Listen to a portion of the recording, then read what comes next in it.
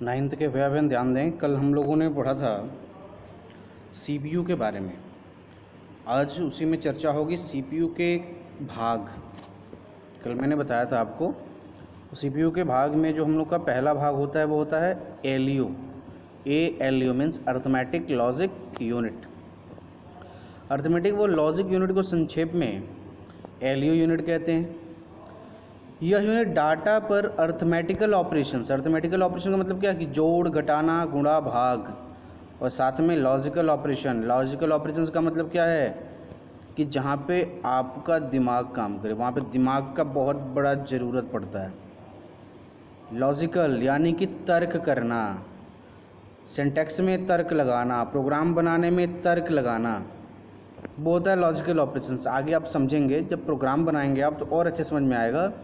इसमें कैसा electronic circuit होता है जो बाइनरी अर्थमेटिक की कैलकुलेशन करता है। बाइनरी अर्थमेटिक का क्या मतलब, बाइनरी अंकों का 0-1 को कैलकुलेशन करने में सक्षम होता है।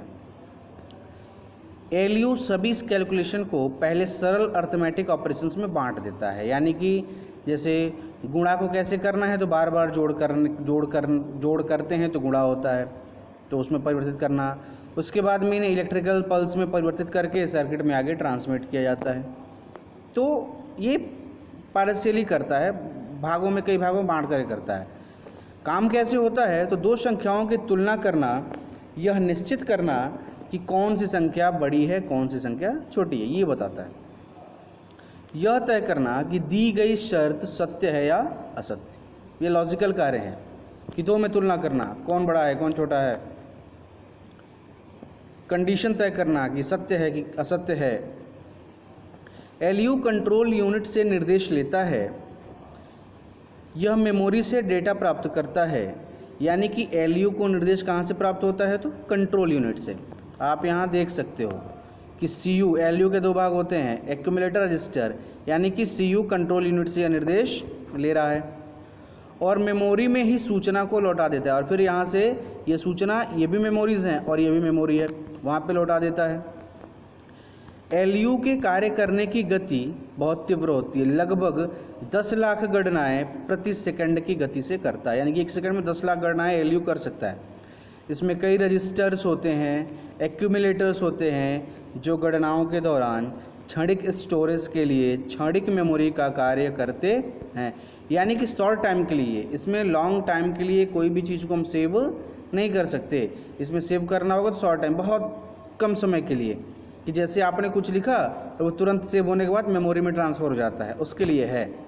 एलयू प्रोग्राम के आधार पर कंप्यूटर के बताए अनुसार सभी डाटा मेमोरी से प्राप्त करके एक्यूमुलेटर में रख देता है। यानी कि एलयू जिस प्रकार का आपका प्रोग्राम है उसी के आधार पर कंट्रोल यूनिट उसको निर्देश देगा तथा जितने भी डाटा होंगे वो मेमोरी से प्राप्त करके एक्यूमुलेटर, यानी कि सीयू का जो एलयू का एक भाग है एक्यूमुलेटर, उसमें ट्रांसफ़र कर लेता है, यानी कि एक्यूमुलेटर में रख देता है।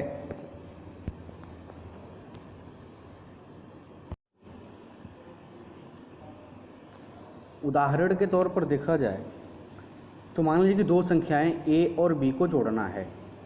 कंट्रोल यूनिट ए को मेमोरी से चुनकर एलयू में स्थित ए में जोड़ती है। यानी कि कंट्रोल यूनिट ही क्या करेगा, निर्देश देगा, जो ए को मेमोरी से चुनेगा और फिर एलयू के जो रजिस्टर्स होंगे, जो एक्यूमुलेटर्स होंगे, उसमें सेव कर देगा।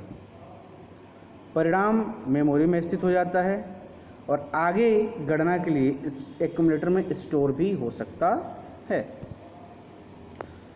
तो एलयू में जो कौन कौन सी क्रियाएं होती हैं, तो पहले आपको बताया गया कि एलयू में गणितीय क्रियाएं होती हैं और तार्किक क्रियाएं होती हैं। गणितीय क्रियाएं जैसे जोड़, घटाना, गुणा, भाग। तार्किक क्रियाएं कि कोई भी अंक या फिर कोई भी कंडीशन सामान्य है कि समान नहीं है या फिर असमान है, बड़ा है या बड़ा नहीं है।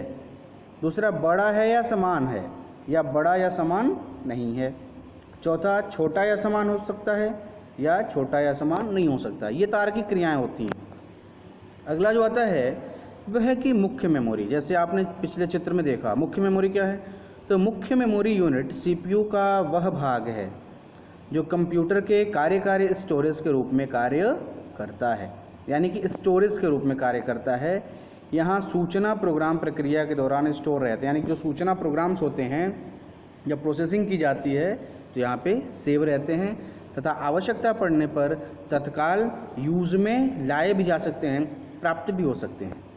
इसे प्राइमरी मेमोरी भी कहा जाता है, जिसकी क्षमता बाइट में मापी जाती है। 6th में बताया गया था कि मेमोरी की क्षमता बाइट में मापते हैं। इसकी चर्चा आगे भी की जाएगी नेक्स्ट चैप्टर में। अगला जो टॉपिक है वो है कंट्रोल यूनिट। यह कंप्यूटर की समस्त आंतरिक क्रिया, इनपुट व आउटपुट डिवाइस को कंट्रोल करता है, यानी कंप्यूटर के अंतर्गत जितनी भी आंतरिक क्रियाएं होती हैं उसको कंट्रोल करने का कार्य सीयू करेगा। साथ में इनपुट डिवाइस को भी कंट्रोल करेगा और आउटपुट डिवाइस को भी कंट्रोल करता है। इसे सीपीयू का नाड़ी तंत्र भी कहा जाता है, कंट्रोलिंग पॉइंट। यह कंप्यूटर की भाषा में दिए गए दिशा निर्देशों के आधार पर ही कार्य करता भी है और उन निर्देशों के आधार पर इनपुट आउटपुट डिवाइस से कार्य करवाता भी है। यह इनपुट डिवाइस से डाटा को एलयू तथा मुख्य मेमोरी यूनिट में भेजने का आदेश, पहला कि इनपुट डिवाइस से जो डाटा हम कंप्यूटर में भेजते हैं उसको वह एलयू के पास भेजता है और मुख्य मेमोरी में भेजने का आदेश देता है। दूसरा, एलयू से प्राप्त परिणाम को प्राइमरी मेमोरी अथवा मुख्य मेमोरी यूनिट में और साथ में आउटपुट डिवाइस रिजल्ट के लिए भी भेजने का आदेश देता है। यह प्रोग्राम को मेमोरी में स्टोर करके उसके निर्देश को एक के बाद एक प्राप्त कर तथा समझकर उनके अनुसार उसको इलेक्ट्रॉनिक सिग्नल्स के रूप में विभिन्न कमांड्स देता है, यानी कि उसको इलेक्ट्रॉनिक सिग्नल्स के रूप में परिवर्तित करने के लिए भी कमांड देता है। इन सभी निर्देशों के इलेक्ट्रॉनिक सिग्नल्स सिस्टम बस की कंट्रोल बस के माध्यम से कंप्यूटर के विभिन्न भागों तक ट्रांसमिट होते हैं, यानी कि आउटपुट डिवाइस तक, विभिन्न प्रकार के आउटपुट डिवाइस तक ट्रांसमिट हो सकते हैं। अगला जो हमारा होता है, जो एलयू का भाग है, वो होता है हमारा रजिस्टर। एलयू के विभिन्न प्रकार के रजिस्टर व एक्यूमुलेटर होते हैं। आपने पिछले चित्र में देखा है कि एलयू के दो भाग, रजिस्टर और एक्यूमुलेटर, ये भी एक प्रकार के मेमोरी हैं जो संपादन के दौरान दिशा निर्देशों व परिणामों को स्टोर करने के काम में आते हैं। यानी कि जब हम एग्जीक्यूट करेंगे प्रोग्राम को तो ये डाटा को, दिशा निर्देशों को, परिणाम को स्टोर करते हैं। उस समय जब एग्जीक्यूट करना होता है तभी यह कंट्रोल यूनिट के आधार पर मेमोरी के विभिन्न एड्रेसों से डाटा को उठाते हैं, यानी कि मेमोरी में से डाटा को उठाते हैं और उनको रजिस्टर व एक्यूमुलेटर में रखते हैं तथा उन पर कैलकुलेशन किया जाता है। उदाहरणार्थ, ये दो संख्याएं a तथा b को जोड़ना है तो कंट्रोल यूनिट, ध्यान दीजिएगा, कंट्रोल यूनिट a को मेमोरी एड्रेस से, यानी कि मेमोरी से उठाता है और एक्यूमुलेटर में रख देता है। डायरेक्ट मेमोरी से काम नहीं होगा, मेमोरी से उठाया जाएगा और एक्यूमुलेटर में रखा जाएगा, यानी कि एक स्टोरेज डिवाइस मेमोरी हो गई, दूसरी एक्यूमुलेटर हो गया। या उसे आगे के संपादन के लिए भी एक्यूमुलेटर में रखा जा सकता है। एलयू के विभिन्न प्रकार के संपादनों के दौरान, यानी कि जब एलयू कार्य करता है, इसे डाटा तथा दिशा निर्देशों की बार बार आवश्यकता होती है कि उसको बार बार डाटा चाहिए, बार बार उसको दिशा निर्देश चाहिए कि कैसे कार्य करना है, जिनको यह प्राइमरी मेमोरी से लेकर अपने एक्यूमुलेटर तक रख लेता है। यानी कुछ प्राइमरी मेमोरी में भी रख लेता है, कुछ एक्यूमुलेटर में रख लेता है और सीक्वेंस बाय सीक्वेंस वो निर्देश इसको मिलते रहते हैं। यानी पहले मेमोरी में आएंगे, फिर एक्यूमुलेटर में आएंगे, फिर मेमोरी में आएंगे, फिर एक्यूमुलेटर में आते हैं। इस प्रकार से इससे होता क्या है कि समय की बचत होती है। दूसरा, एलयू के कुछ रजिस्टर्स भी होते हैं, स्पेशल एलयू के कुछ रजिस्टर होते हैं, जैसे memory data register. Memory data register की जो साइज होती है वो 16 बिट की होती है, यानी कि इसमें मात्र 16 बिट का डाटा स्टोर किया जा सकता है तथा इसका प्रयोग प्राइमरी मेमोरी द्वारा दिए गए डाटा को पढ़ने या स्टोर करने के लिए किया जाता है। मेमोरी एड्रेस रजिस्टर, जो पहला वाला था वो केवल डाटा रजिस्टर था, डाटा को सेव करना था। जो दूसरा है वो है मेमोरी एड्रेस रजिस्टर, यह 16 बिट्स का रजिस्टर होता है। इसकी भी क्षमता 16 बिट होती है, मगर केवल एड्रेस को सेव करता है। इसका प्रयोग ऑपरेंड का एड्रेस का क्या है, प्लस माइनस, यानी जितने भी ऑपरेंड होते हैं, प्लस माइनस, गुड़े का जो सिंबल होता है, डिवाइड का जो सिंबल होता है, वो उसको हम ऑपरेंड कहते हैं, जिनके आधार पर हमारे निर्देश कार्य करते हैं, उनके एड्रेस को स्टोर करता है। इंस्ट्रक्शन रजिस्टर यह 16 बिट्स का रजिस्टर है तथा इसका प्रयोग मुख्य मेमोरी यूनिट के निर्देशों को स्टोर करने के लिए, यानी कि जो हमारे मेन मेमोरी में जो निर्देश होते हैं उनको सेव करता है। क्षमता तीनों की बराबर ही है। टेम्पररी रजिस्टर की बात जो आती है, यह 8 बिट्स का रजिस्टर होता है तथा इसका कार्य माध्यमिक डाटा, इंटरमीडिएट डाटा तथा मेमोरी लोकेशन के एड्रेस को प्रोसेसिंग के दौरान स्टोर करने का होता है। टेम्पररी रजिस्टर को हम जनरल पर्पज रजिस्टर भी कह सकते हैं।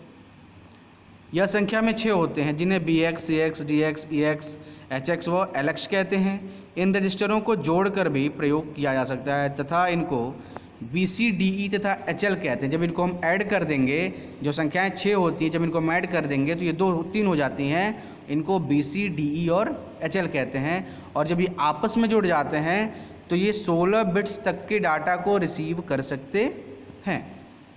अगला जो है वह स्टैक पॉइंटर। CPU द्वारा विभिन्न इंस्ट्रक्शन पर कार्य करने के दौरान, यानी कि CPU द्वारा जब हम विभिन्न प्रकार के इंस्ट्रक्शन पर कार्य करते हैं तो उस दौरान एक लिस्ट का निर्माण किया जाता है। उस लिस्ट को हम स्टैक कहते हैं, यानी कि इंस्ट्रक्शन की लिस्ट को हम क्या कहते हैं? स्टैक कहते हैं, जो लीफो के सिद्धांत पर कार्य करता है। लीफो का मतलब क्या है? Last in first out. Last in first out का क्या मतलब है? जैसे मान लो आप अपने कहीं टेबल पे कॉपी रखे हो, तो सबसे नीचे एक कॉपी रखा, फिर उसके ऊपर एक कॉपी रखा, फिर उसके ऊपर, यानी कि 10 कॉपी आपने रख दिया। तो सबसे पहली कौन सी कॉपी रखी? जब कॉपी उठाना होगा सीरियल से, तो वो जो सबसे पहले आपने कॉपी रखी है वो सबसे लास्ट में उठाई जाएगी। उसको ही हम कहते हैं लास्ट इन फर्स्ट आउट, यानी कि जो लास्ट में आएगा उसका एग्जीक्यूशन फर्स्ट में होगा। तो कैसे होता है? तो इसमें अंतिम निर्देश को सबसे पहले तथा पहले निर्देश को सबसे लास्ट में एग्जीक्यूट किया जाता है। स्टैक की वर्तमान स्थिति को के एड्रेस को स्टोर करने के लिए स्टैक पॉइंटर, यानी कि जो स्टैक है, जो लिस्ट है, उसके एड्रेस को जो स्टोर करता है वह स्टैक पॉइंटर होता है। अगला जो हमारा फ्लैग रजिस्टर, इनका प्रयोग एग्जीक्यूशन के दौरान, यानी कि जब हम प्रोग्राम को एग्जीक्यूट करते हैं तो उसके दौरान मशीन का स्टेटस स्टोर करने के लिए करते हैं। यानी कि मशीन का क्या स्टेटस है वो कैसे स्टोर होगा, तो फ्लैग रजिस्टर करता है। कुछ फ्लैग रजिस्टर हैं जो मेन होते हैं, OF, DF, IF, SF और ZF है। फिर इसके बाद जो हमारा अगला टॉपिक आता है वो होता है एक्यूमुलेटर, यानी कि एक्यूमुलेटर की जो साइज़ होती है वो 16 बिट्स की होती है तथा इसका प्रयोग अर्थमेटिक व लॉजिकल ऑपरेशन के लिए करते हैं। एक्यूमुलेटर का स्पेशल यूज़ है अर्थमेटिक कार्य के लिए और लॉजिकल कार्य के लिए। किसी भी इंस्ट्रक्शन में ऑपरेंड को स्टोर करने के लिए, यानी कि ऑपरेंड को स्टोर करना, ऑपरेंड का एड्रेस नहीं, ऑपरेंड के एड्रेस के लिए आपको बताया गया था मेमोरी एड्रेस रजिस्टर, मगर ऑपरेंड को स्टोर करना है तो उसके लिए डिफ़ॉल्ट रजिस्टर हमारा एक्यूमुलेटर होता है। ऑपरेंड आप समझ रहे होंगे कि किसी भी ऑपरेशंस का सिंबल, यानी जोड़ करना है तो उसका सिंबल प्लस वाला, फिर माइनस का माइनस वाला, डिवाइड का डिवाइड वाला, इस तरह से। अगला आता है प्रोग्राम काउंटर PC। यह एक विशेष प्रकार का रजिस्टर होता है जो एग्जीक्यूट होने वाले निर्देश को मेमोरी एड्रेस में स्टोर करता है, यानी कि जो निर्देश एग्जीक्यूट होने वाले होते हैं उसको मेमोरी में रखता है, वही है प्रोग्राम काउंटर। यानी कि जो प्रोग्राम काउंटर होने वाला है, यानी कि जो निर्देश एग्जीक्यूट होने वाला है, संपादित होने वाला है, जिस पे काम करना है, उसको प्रोग्राम काउंटर सेव रखता है। वास्तव में यह मेमोरी से पढ़े जाने वाले डाटा या निर्देश का एड्रेस स्टोर करता है, यानी कि मेमोरी जो पढ़ने जाने वाला जो डाटा होगा उसको वह स्टोर करेगा। LU तथा कंट्रोल यूनिट के ये कार्य एक इलेक्ट्रॉनिक क्लॉक द्वारा सिंक्रोनाइज्ड होते हैं। ध्यान दीजिएगा, सिंक्रोनाइज्ड होते हैं, जो 1 सेकंड में करोड़ों पल्स उत्पन्न करते हैं, यानी कि स्पीड बहुत तेज़ होती है। CPU द्वारा एक निश्चित अंतराल पर कमांड का एग्जीक्यूशन होता है। टाइम टू टाइम विभिन्न प्रकार के कमांड एग्जीक्यूट होते हैं तथा यह निश्चित अंतराल द्वारा उत्पन्न की जा रही इलेक्ट्रॉनिक सिग्नल की एक विशेष संख्या द्वारा निर्धारित होते हैं। इस प्रकार कमांड्स का एग्जीक्यूशन सीधे तौर पर क्लॉक के द्वारा प्रति सेकंड उत्पन्न की जा रही इलेक्ट्रॉनिक सिग्नल पर निर्भर करता है। इसकी गति जितनी अधिक होगी, कमांड का एग्जीक्यूशन उतना ही अधिक होता है। इसका जो क्लॉक जो स्पीड इसकी हम नापते हैं तो होता है मेगाहर्ट्ज़ में नापा जाता है। अभी जो टॉपिक आपको बताया गया वह उस रजिस्टर के द्वारा बताया गया है जिसकी प्रोसेसर क्षमता, यानी कि वो उस सिस्टम में लगा होगा जिसका प्रोसेसर 8085 होगा, यानी कि 8085 पर आधारित प्रोसेसर का यह तरीका है। अन्य प्रोसेसरों में इसकी साइज़ घट बढ़ सकती है, यानी कि किसी का 16 हो सकता है तो किसी का 18 बिट्स हो सकता है, मगर बिट में ही होगा, वह MB में नहीं जाएगा, KB में नहीं जाएगा। इंस्ट्रक्शन सेट CPU के निर्देशों, यानी कि जो CPU के निर्देश होते हैं जो कमांड्स को एग्जीक्यूट करने के लिए हैं, कंट्रोल यूनिट में तैयार किए जाते हैं, यानी कि कंट्रोल यूनिट में ही कंट्रोल यूनिट ही इंस्ट्रक्शन देता है। और जो इंस्ट्रक्शन समूह होते हैं जिसको इंस्ट्रक्शन सेट कहा गया है, वो सभी क्रियाओं की एक लिस्ट है, जो जो इंस्ट्रक्शन देना है उसकी एक लिस्ट होती है जो CPU एग्जीक्यूट करता है, यानी कि जो भी इंस्ट्रक्शन आपने दिया है CPU उसको ही एग्जीक्यूट करेगा, उसको ही संपादित करता है। इंस्ट्रक्शन सेट का प्रत्येक इंस्ट्रक्शन, यानी कि जो इंस्ट्रक्शन समूह है उसमें जितने भी, समूह का मतलब क्या, ग्रुप हो गया, अनेक इंस्ट्रक्शन को मिलाकर के एक सेट बनाया गया, तो उसमें जितने भी इंस्ट्रक्शन होते हैं वो सभी माइक्रो कोड में व्यक्त किए जाते हैं, बहुत छोटे छोटे कोड में व्यक्त किए जाते हैं, जो CPU को यह बताता है कि जटिल क्रियाओं को कैसे संपादित करना है। यानी कि इंस्ट्रक्शंस या फिर इंस्ट्रक्शन ग्रुप या फिर उसके अंदर जितने भी इंस्ट्रक्शन हैं वो माइक्रो कोड में होते हैं, क्योंकि वो इंस्ट्रक्शन ही बताता है कि CPU किस प्रकार से इस कार्य को करेगा। वो एक सिस्टम है, जैसे मैथ में क्या होता है, फॉर्मूला आपको दिया गया होता है और उस फॉर्मूले के आधार पर ही आपको बताया जाता है कि किस प्रकार से पहले किसको क्या करना है, यानी कि बोडो मास का जैसे रूल हो गया तो किस प्रकार से आप कार्य करेंगे। तो ये बताना कार्य CPU को कंट्रोल यूनिट करता है और इंस्ट्रक्शन सेट के द्वारा। तो आज का वीडियो कंप्लीट हो गया, अगला वीडियो आप लोगों को कल भेजा जाएगा।